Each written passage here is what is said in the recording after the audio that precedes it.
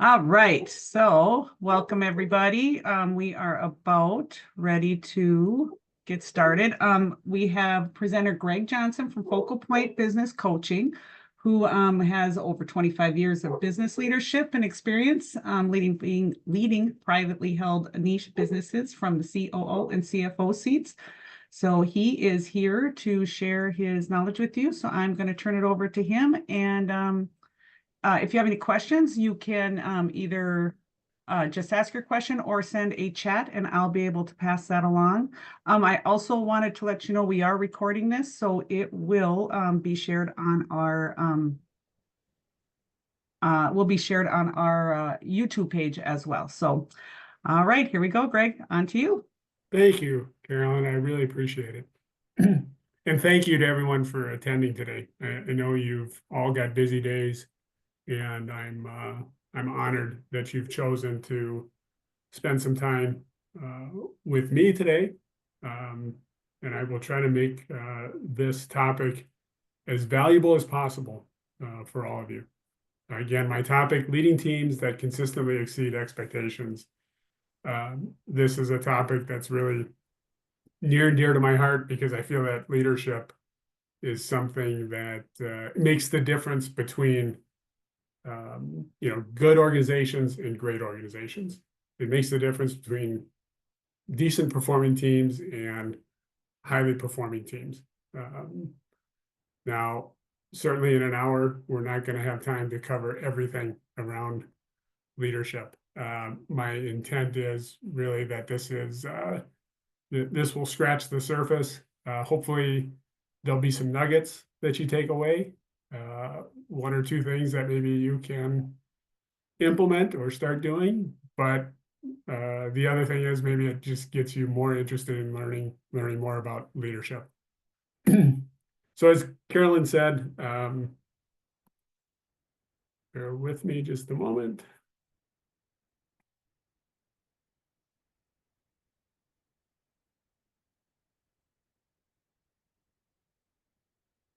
There we go.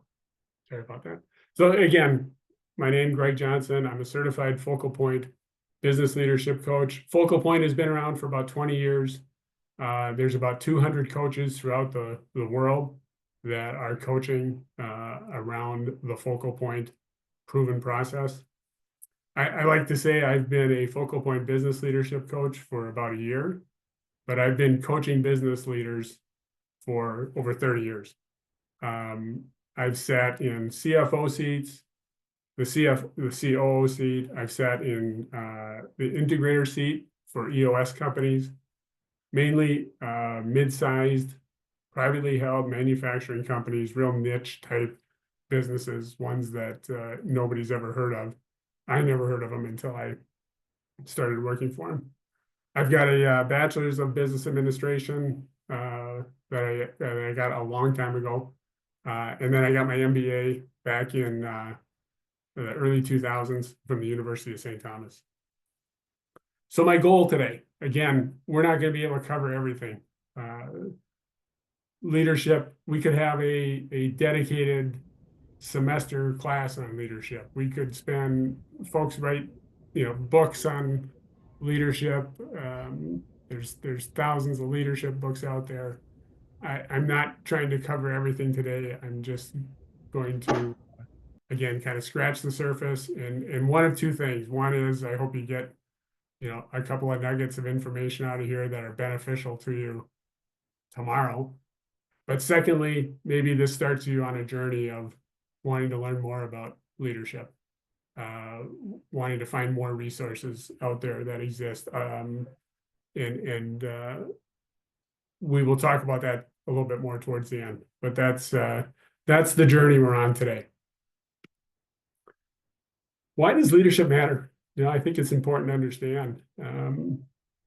To me, leadership provides vision, direction, and motivation to teams that enables them to achieve or exceed the goals by fostering a more positive work environment, which is so critical in our world today, improving morale, managing change, which is absolutely critical today. because our environments are changing so quickly and so rapidly, and it can be very disturbing to employees, the rate of change if we don't manage that appropriately. Promoting communication, inspiring creativity. Essentially, strong leadership creates, a productive workplace. It significantly impacts employee engagement. And that's what really creates the results that consistently exceed expectations. That employee engagement one, I think, is just, again, another one of those things that in today's world, we absolutely have to have our employees engaged. If they're just going through the motions, we are not going to create the type of teams that are going to consistently exceed their expectations. So what I've got is kind of 4 pillars of leadership, and I could have put up 40. So I tried to pick the ones that for me really are the critical ones. So I'm going to talk about each of these in a little more detail as we go through the slides. But I wanted to put the 4 up that I'm going to address. One is communication. We're going to talk about open and honest communication. We're going to talk about trust within the team. And again, a lot of this, what we talk about, is going to be from the perspective of the leader. So I'm talking to each of you, assuming you have opportunities to sit in leadership positions. A lot of us on this call might be managers, but or we might be supervisors, or we might be a team lead, or maybe those are positions we're going to sit in the future. But all of us, regardless of what our title might be, we all lead. We might lead at home. We might lead a Bible study. We might lead a volunteer activity. We all have opportunities where we are in the positions of being leaders. Third on my list of pillars is collaboration and removing barriers. And then fourth, really defining roles and responsibilities for the team members. So these are the 4 topics we're going to talk about in a little more detail. And again, I could have put up a list of 40. I probably could have put up a list of 400, but that's way too much for our 40 or 50 minutes here together. And again, if this is something that you find of interest and you want to learn more about, the resources out there are practically unlimited. So let's start with communication. And I put this one up first for a reason, because I think it is the most important. If we're not communicating effectively with our teams, we are not going to get the results that we want. So for me, the real critical things within communication, one is, and I put this tagline on there, this open and honest. Communication's got to be 2 ways. That's the open part to me. We can't have just one-way communication from the leader to the team. As leaders, we've got to allow our team members to communicate with us, but also with each other. So if you think about an effective leadership diagram, it's not a one-way street, and it's not a 2-way street. It's lines going all over the place, because you want that communication between team members, between all the team members. Now that might sound like it gets a little chaotic, so there's got to be some parameters around it.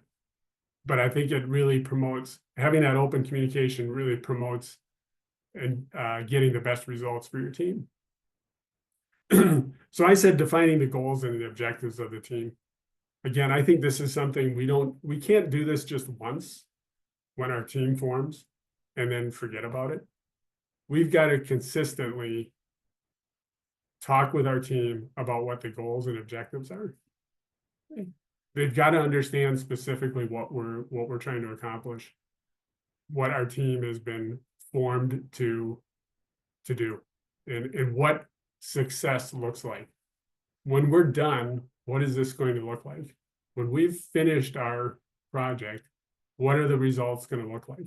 And really be able to lay out a really clear picture of what that looks like.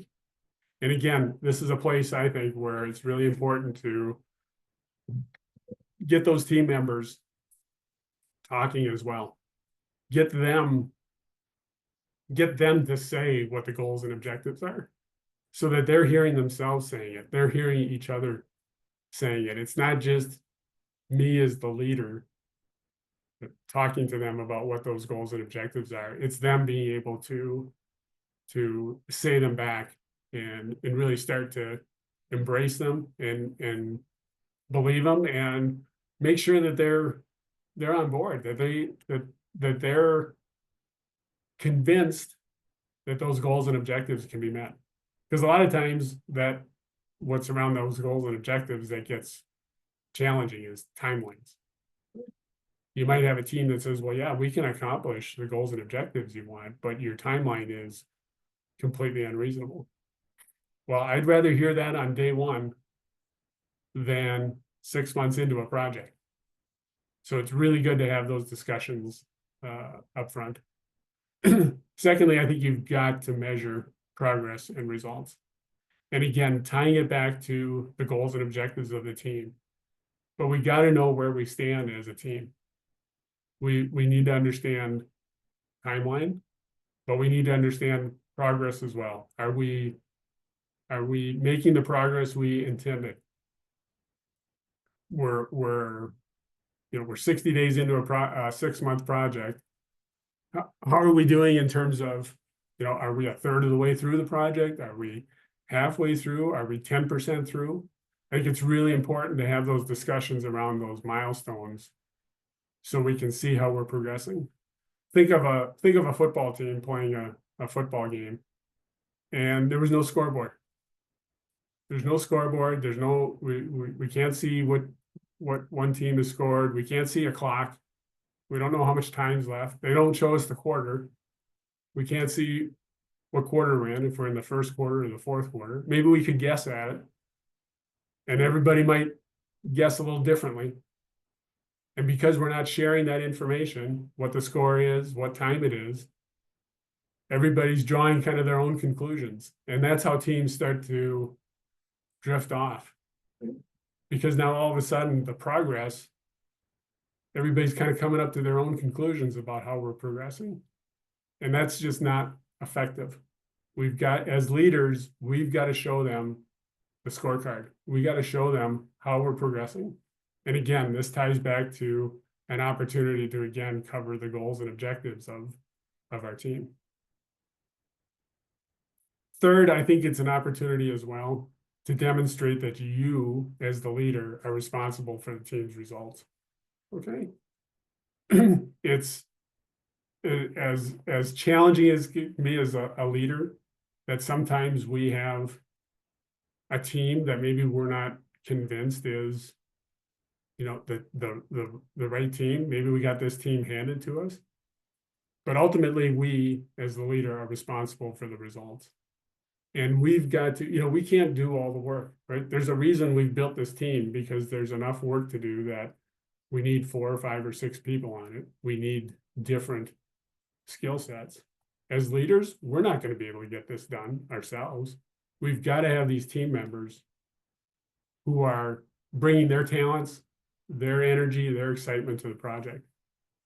But again, I think it's important for teams to understand that you as the leader are ultimately responsible for the results of this team. And that doesn't mean taking this as an opportunity to be domineering or that sort of thing. I think it's an opportunity to demonstrate that the team realizes you're taking responsibility for the results, but that also works the other way, that as the leader, you're going to insist that certain things get done under a certain timeline, and that the results, again, of this team really reflect on you as the leader. So I think that's an important concept to bring along. Finally, I've got listen as a communication bullet point, because as leaders, we got to listen. We've got to be hearing what's going on. And that goes back to, again, when we talked about communication being, we don't want communication being one way.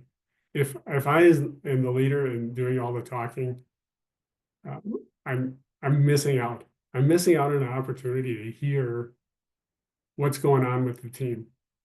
What are their challenges? What are the things that are causing them to, get hung up? Where are things going off plan? Where are the things that we didn't anticipate when we first put this team together and we first talked about what the goals and objectives were? Because I guarantee you those things are going to come up as a project comes along. I don't care how well a project is planned out. There are going to be things that come along that we did not anticipate. If I'm not listening to my team, I'm not going to hear those things. So I think listening is one of the most critical communication aspects a leader can have. And I also think it's the one that's the most challenging, because I I think as leaders, we feel like we're the ones who are supposed to be doing the talking. But I tell you, I think it's a lot more effective if you're getting into an update meeting or any kind of discussion with your team, that you listen to what they're saying. One final thing as it comes to communication, I know in when we're working with teams, we do a lot of team meetings, right? So everybody's there, 4, 5, 6 people, however many are in the group. As a leader, I think it's really critical that you're also touching base one-on-one with the team members. There might be some things that they'd like to say, but they don't feel comfortable about saying it in front of the whole group. Again, depending on maybe this is a team that's just been formed, so folks maybe don't know each other that well. You want to make sure that they've got an opportunity to share one-on-one as well. Plus, I think it gives you an opportunity to get to know your team members a little better. One-on-one situations they tend to be less formal. And I think you can get a lot of value out of those one-on-one discussions. And just the last thing I had on this slide, and I got cut off there a little bit, but we really want to make sure we celebrate successes and achievements. And I put this under communication because I think it's a huge opportunity that gets missed by leaders, is we fail to celebrate our successes. And that doesn't mean we have to wait until the end of the project to celebrate. We can celebrate milestones. We can celebrate wins along the way. We can celebrate an individual achievement on the team. There's so many different ways that we can celebrate those achievements along the way. And it can be something simple, like just recognition. Okay? Maybe it's lunch with the team. Maybe it's more of an outing of some kind. If your project's going on for 6 or 12 months, there's opportunities, I think, to get the group outside of the work environment, celebrate a success, and let them get to know each other a little bit better outside of the office. But we miss this opportunity. I know a lot of leaders who just don't take the time to celebrate the successes. And when you do that, I think it really engages the team and really encourages them.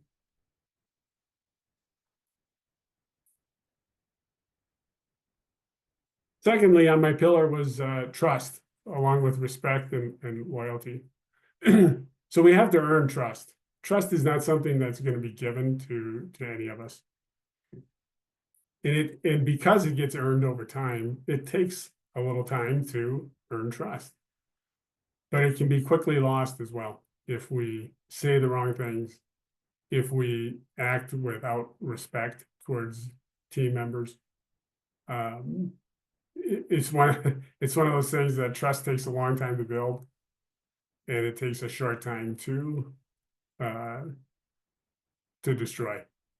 So I'd really encourage us as leaders to make sure that we're building trust within our team.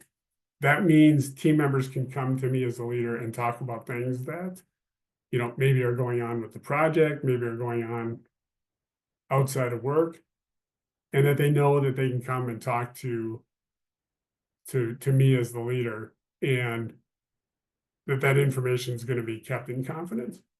But I think trust goes as well to making sure that they can trust that you have their back, right? So you're fighting for the team. Maybe it's resources that the team needs that they don't have. They've got to trust that you're going to whoever you need to, your boss or somewhere in the organization, to fight for those resources. Maybe as the leader, you don't get them. I mean, it's not always just because you ask doesn't mean you're going to get more resources. But I think making sure that the team sees that you're kind of fighting for for those resources, that you're advocating for them, I think again goes a long way to developing this trust. I think respect for our team members, it should probably go without saying, but I've just seen too many situations where the leaders kind of talk down or denigrate a team member, and it's so deflating. And I think this is where leaders really need to understand, the eyes are on us as leaders, right? So the words we use, the actions we take, those get recognized. How we carry ourselves in the office, on a Zoom meeting, all of that matters. And I think those again are things that we want to make sure we're respectful for all of our teammates, and that there's respect amongst the team between each other. And to me, this is just like this is one of those things you talk about early on with your team, and they'll see it. If you're demonstrating it, they'll see it.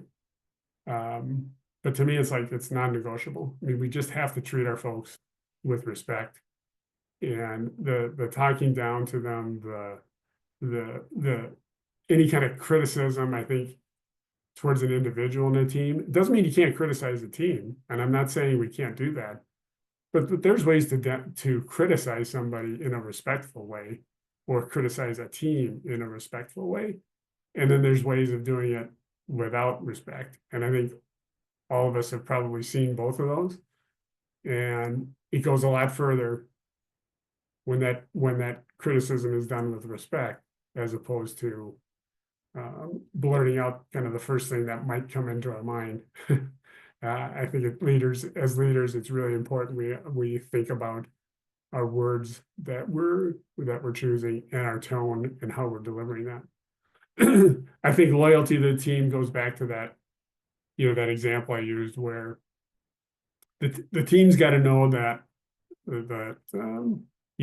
there's loyalty as a leader to the team.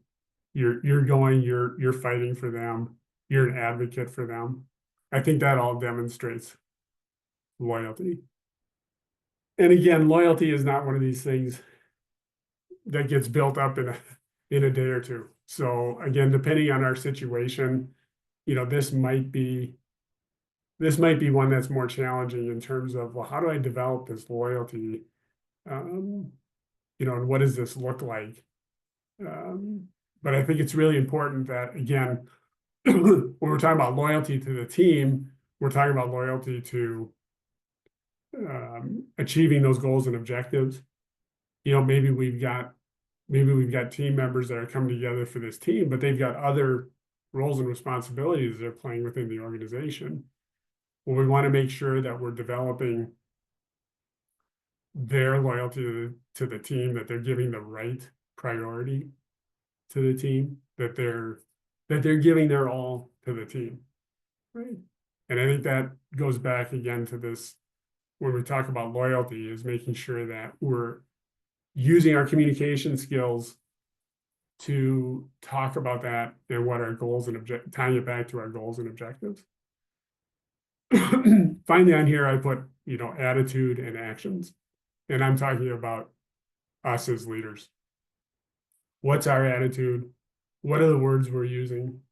What are the actions we're displaying? All of that gets noticed. I always like to say, as a leader, our bad days are different from team members' bad days, because our bad days, get reflected, I think, in our team's performance. Now, as leaders, I know we're human too, and we have bad days. But again, as leaders, I also think we want to make sure we're cognizant of the fact that I don't want my bad day to now become my team member's bad day. So how am I going to make sure that my actions, my words, my attitude that I bring to the office or to the Zoom meeting is really positive, it's uplifting, it's energetic, it's all bringing the right attributes to the team. It's not coming in and complaining, it's not coming in and denigrating, demeaning any of our team members, or saying bad things about any other part of our organization. I think it's really critical that we're, I don't like to say the cheerleader, but we certainly got to be the one that's promoting all of the positive within our team and within our organization.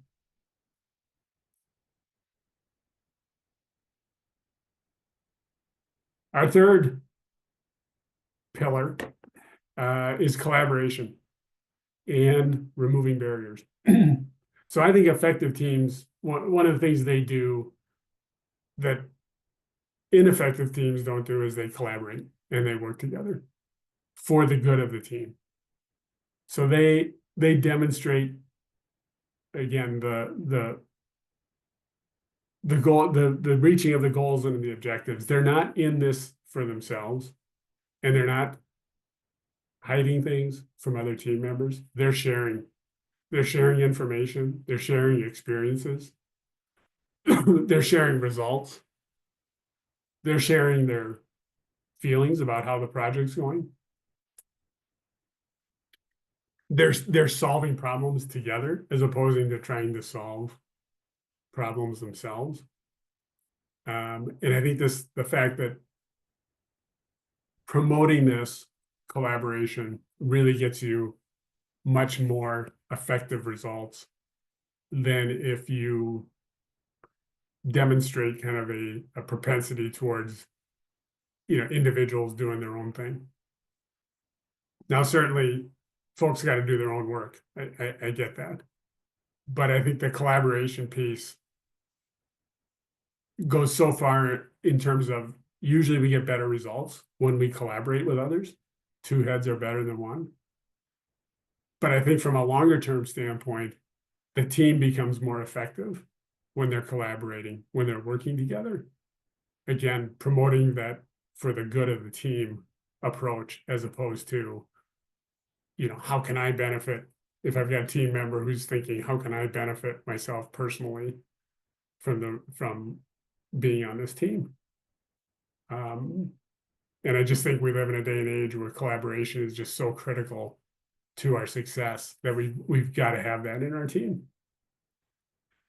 And that's why I say I think team members who work in silos or for their own good start to detract from the team.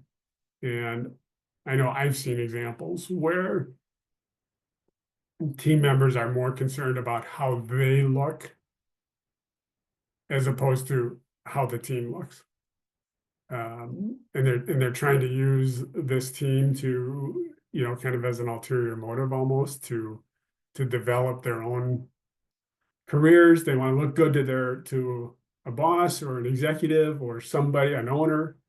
And they'll actually, I think at times, maybe denigrate the team to make themselves look better. And I think if you see that as a leader, if you see it, the first time you see that, you get any inkling of that, I think you got to stop it right away. Because if you let that go on, it starts to spread again. And now all of a sudden, instead of a team of 6, you have 6 individuals working, and you lose the team concept. And all of a sudden, you've got folks, I think, starting to get off the reservation, go in different directions. And, we're not all of a sudden, we're not all rowing the boat in the same direction. And the ability now of the team to be effective is really impacted. Finally, on this topic, I just think as leaders, I think one of the things that we can do that can really benefit the team is How can I, as a leader, remove barriers that are limiting my team's progress? How do I know what their barriers are? Goes back to that communication. I got to be talking to the team. I got to be listening to the team. What's getting in your way? What's preventing you from getting that next step done? What is it? Is it time? Is it resources? Is it equipment? Is it tools? What is it? How can I then, as the leader, remove that barrier? Take away that excuse, I'll say. How do we get that out of the way so that that is no longer a barrier? And a lot of times team members aren't going to be able to do it. They need you as a leader to step in. You know, maybe it's more, maybe it's better communication equipment. If this is a team that's working across Zoom, does everybody have the technology that they need to be effective? Maybe it's software, right? Maybe they don't have the right software to, or the most recent software upgrade to be able to do the work. Maybe it's hardware. Maybe it's equipment. They've got outdated computers. They don't have laptops, so they're, maybe I'm showing my age, but they don't have the ability to, let's say, effectively move around. They're working at one workstation and all their work's got to be done there. And if they had a laptop, they might be way more effective. Again, you find those things out when you're listening and talking to your team about progress. My fourth pillar here is really making sure that we've got clearly defined roles and responsibilities. It's important for every team member to know what their role is and what their role isn't, okay? So that they stay in their lane. Now, I want to make sure this doesn't get confused with collaboration, because we still want team members talking to each other, working together, maybe problem solving together.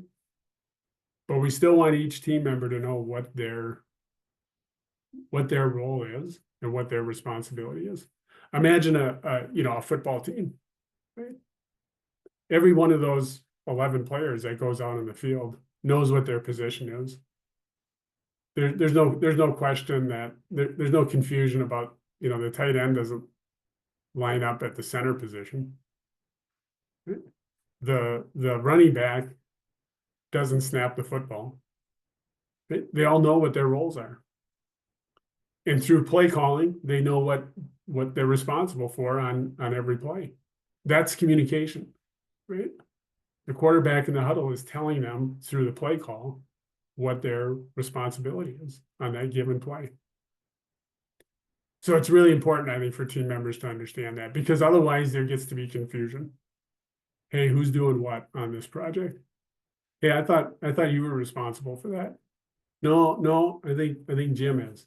And all of a sudden you've got this kind of, everybody's pointing around the room thinking that somebody else is doing something, because you as the leader haven't defined those roles and responsibilities clearly. The other thing I think that's really important is for each of the team members to understand how they fit into the team. So not only, I'm going to talk about their role and responsibility, but I also want them to understand that from the team standpoint, here's why their role is important. Here's why it's critical that they carry out their role and their responsibility within the larger part of the team. So, because I think that's valuable to know. It's important for me as a team member to know, hey, I've got other team members here, and I want to know what their role is. I may have a question at some point, and I need to know who to go to. Yeah, I can go to Gregg as the leader, but he might not always be available. If I know somebody's responsible for, the software rollout on this project, well, now I can go talk to Jim, because I know he's the software team member responsible for the software rollout. And if I have a question around that, then I can talk with him about it. And I think it's also important, how does our teams work fit into the bigger picture. Maybe it's maybe it's understanding how it fits into our department. Maybe it's how it fits into our division. Maybe it's how it fits into our whole organization, right? How does this project, how does what we're doing on this as a team, how is it going to impact the bigger picture? And I think everybody just wants to, you're trying to create engagement with employees. I think sharing more information about those sorts of things really, really do promote more employee engagement. They want to know those things. And when they hear them and they see that you as a leader are willing to share that, again, I think it starts to create the right attitude amongst the team members. It also, I think, helps them do their job. If they have an idea of what the bigger picture is and how this project slots into that, I think there's value there in not just the engagement of the employee, but also just practical understanding of, this software rollout is really going to have a big impact on how our sales team interfaces with clients. Well, that's really important to know. And now I might have a different understanding and a different approach to this, to being on this team.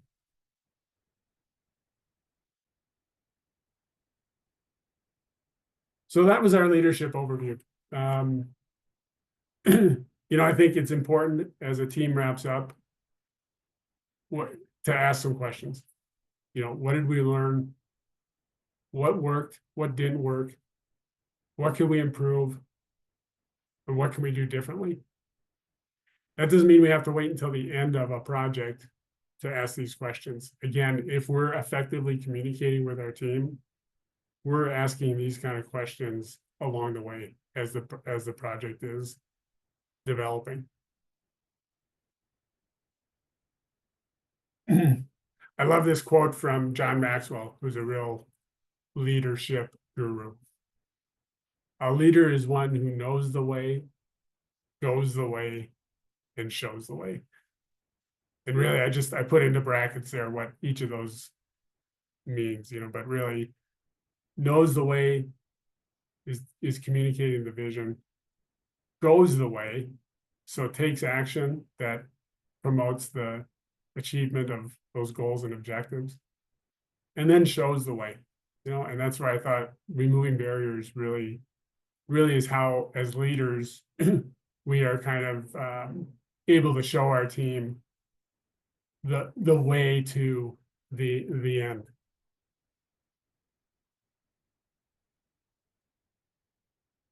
So I think when we lead effectively, that's when we can really create magic.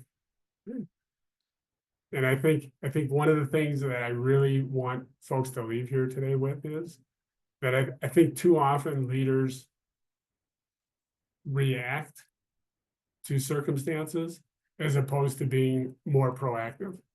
I know for myself, that's one of the things I really learned as I was developing leadership skills, is being more proactive as opposed to reactive. Being more proactive with my communication and getting ahead of things as opposed to having to kind of repair damage. I think when I think of communicating results, right? Being proactive in terms of communicating, how we're doing, and staying on top of that and not letting that sort of slide by the, slide off to the side and forgetting about reinforcing that the results that we're having. So I think being proactive is just a really critical attitude to have as a leader.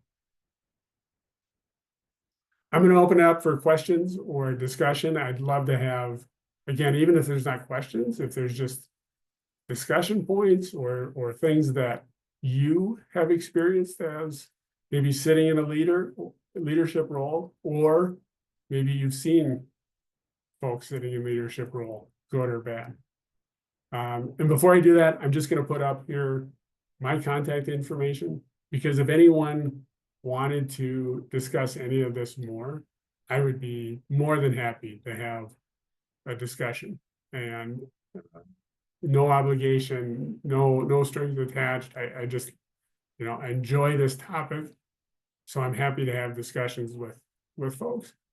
And certainly it's an opportunity for us to, if there is someone looking for leadership coaching, obviously I'd be interested in having that discussion with them as well.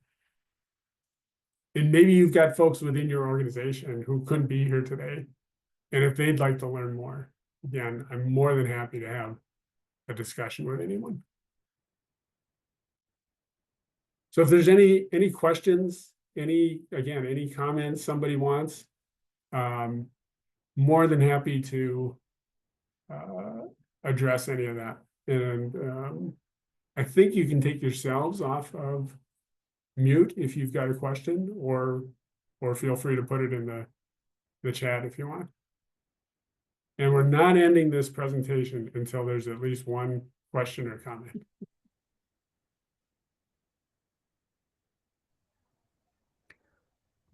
Hey, Greg, I had a question. When you were communicating about your team kind of living in silos, sometimes this happens, obviously never a good thing. Do you have any tricks or tips in order to maybe bring it back into alignment to where the team is more functioning as a unit than as individuals? Yeah, thanks, Don. I think that's a really good question, because it's not always easy, right? Again, I think it goes towards that communication point of really making sure that team members understand the goals and objectives. I think, again, if you're seeing it with one team member, I think one way to address it would just be if you're having a one-on-one with that individual, and just, again, in a way that I don't think you want to accuse them of anything, but I think you want to say, look, I need to make sure that everybody on this team is really focused on the team's results. And there's nothing wrong with maybe having a discussion about what they personally will get out of this.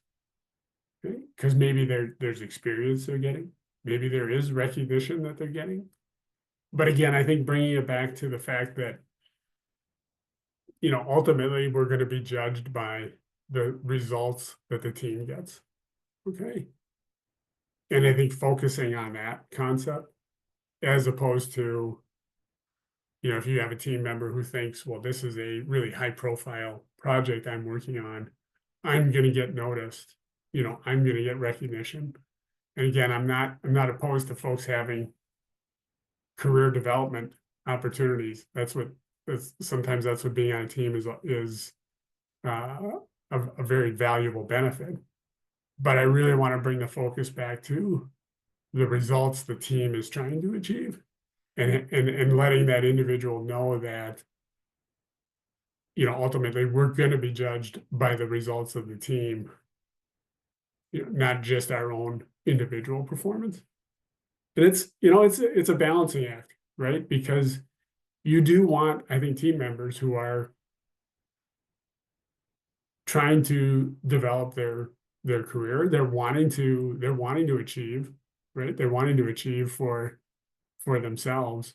And yet you want that energy focused on the results of the team, as opposed to their individual performance.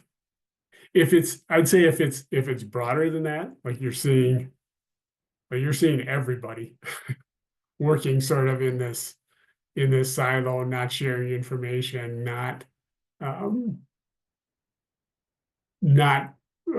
wanting to, not really wanting to operate the way a team needs to, then I don't think there's anything wrong with getting up and just saying, hey folks, the way we're going, kind of having a come to Jesus, and just saying, hey, the way we're working, we're not going to get where we want to go with this project if we're all sitting in our silos.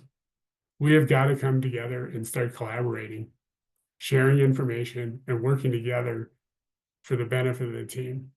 Because you know, as good as we all might look individually, when the project's a success, that same thing applies when a project falls flat on its face. And we're not going to achieve the success of the team if we're all working in these individual silos. So let's start coming together and working together for the good of the team and not for our own individual goals and objectives.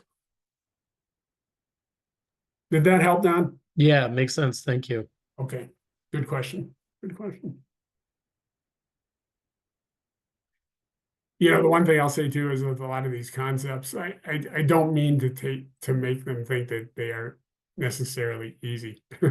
I think leadership's one of the biggest challenges that we face within organizations and companies. And we've got all these concepts, and I think they're valuable, and I think they work, but that doesn't mean you can just snap your fingers and have these things happen.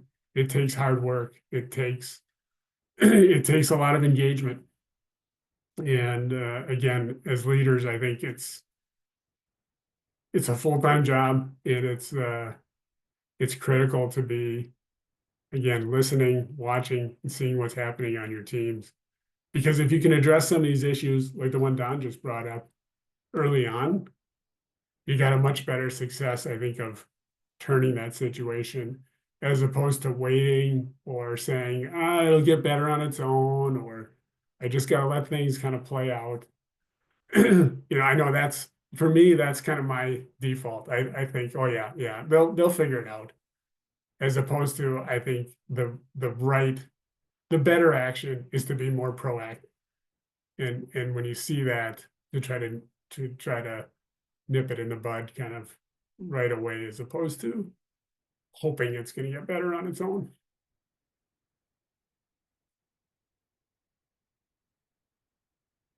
Anyone else?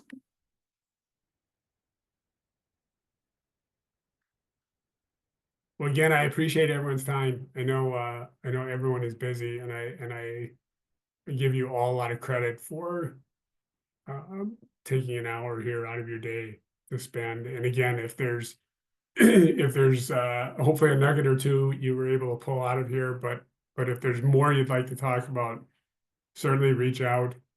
And again, I'm not the only resource out there. There's obviously tons of resources out there, whether it's books or other webinars or other resources where I think you can really delve into this whole leadership topic. And I just encourage you to embrace it and enjoy the journey. All right. Well, thanks so much, Greg, for sharing your expertise. It was really interesting. I wanted to let folks know that we did record this, and I will be emailing you a link to the recording here shortly, and it will also be posted to MMA's YouTube channel. Please feel free to share it. And like I said, if you have any questions, reach out to Greg or to me at MMA. I'm Carolyn, I'm the one that sends you all those emails. And like I said, if you have any questions, please feel free to reach out. And once again, thank you so much, Greg, and we'll maybe see you later this year. Thanks, everyone. All right. Thank you.